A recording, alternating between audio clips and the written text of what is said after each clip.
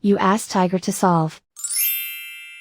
This deals with linear equations with one unknown.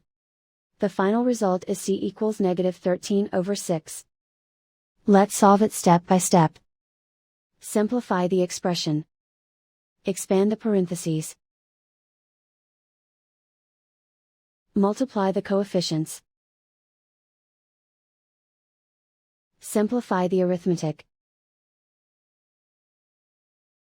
Group like terms. Simplify the arithmetic.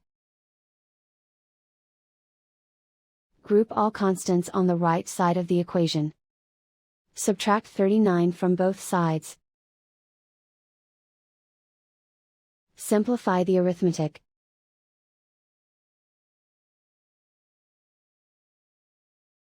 Isolate the c.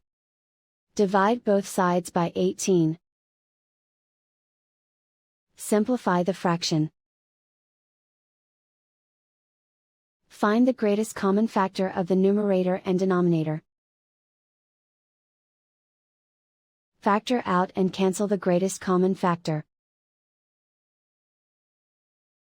And so the final result is c equals -13/6.